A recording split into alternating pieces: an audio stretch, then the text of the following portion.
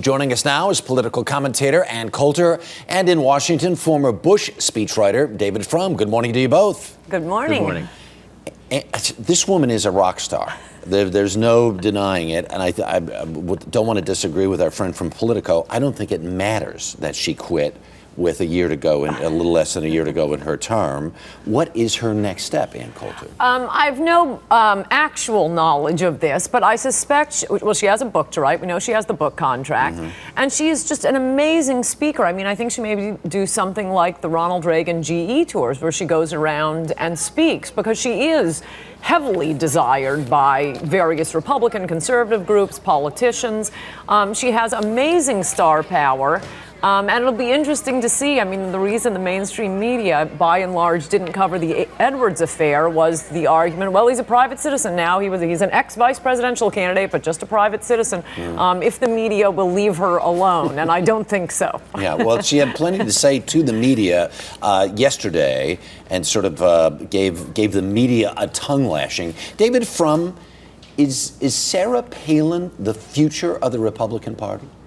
She's a future of the Republican Party. She's a divisive force within the Republican Party. Ann is right to say that she's been asked to speak in many Republican affairs, but note that one of her first invitations was for an internal Republican battle. Texas Governor Rick Perry asked her to come speak against Kay Bailey Hutchinson. So her divisiveness is not just divisive within the country, it's divisive within the party. And many fear, as I do, that while she's very popular with some Republicans, that she represents a future that leads the party both to political defeat and then to ineffectiveness in government. She talked about the North Star during her speech yesterday. Is she the North Star? Is she, unlike what David might suggest, is she really who the Republicans are, Ann Coulter? I think a lot closer to the Republican Party that wins. I mean, this is a long-standing battle within the Republican Party, to state it generally, the sort of moderate Rockefeller Republicans versus the right-wing Republicans, and they're always the right-wing Republicans. I mean, Reagan was pretty divisive, too. He ran against George Bush, and the claim was, oh, he's just appealing to the base. Well, the Republican base has a pretty wide appeal, and when we run the ones with the wider appeal, like John McCain, who was so respected by Democrats, that tends to be when we lose. But there is just, I mean, I don't know if she's going to run in 4 years. She has such an appeal. One person who has noticed and been quite interested in Sarah Palin is Margaret Thatcher, who is dying to talk to Sarah Palin because, interestingly, Margaret Thatcher is the daughter of a grocer. She had to teach herself to speak proper English, and I think Sarah Palin will probably have to start not dropping her G's. But that is minor compared to. I don't think that's going to happen. The star appeal I don't think has. that's David from. Go ahead. Well, let me just talk about that North Star. Let's cover what she said in that speech and the reason for appeal.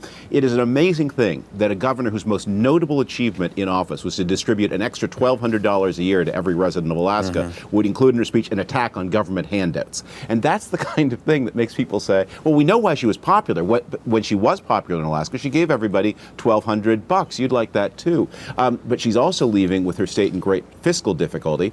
And I don't know what kind of right-wing Republican you are when you say, I'm giving away money that I've raised by raising taxes on oil companies. Yeah, and as a right-winger, it's a strange approach. But David, let's go back to Ann's point. What about the idea that she really is the one who represents, can she reach over? Can she reach over to what we used to call Reagan Democrats? Is she the one who could really win it all? Look, we know the answer to this question because we can see what happened in 2008. Between the time she was announced at the end of August of 2008 and voting day, Sarah Palin had the steepest decline in approval of any national politician ever in American polling history. And the decline was steepest among women, the very people whom Republicans most need to win. By the end of that campaign, she had the highest negatives of any of the Republican candidates. She had failed in interview after interview, conspicuously on this network. She could not explain what she believed, who she was. She had a very slight record of achievement, which is mostly one of taxing and giving away money in cash. So I don't think that this woman can, it's not impossible to me that she could win a Republican nomination, but the presidency, impossible. And the rest of us will pay the price. I disagree with all of that. That's all we have time for. There you go. Ann, thank you so much. Thank you. David, do appreciate it, sir.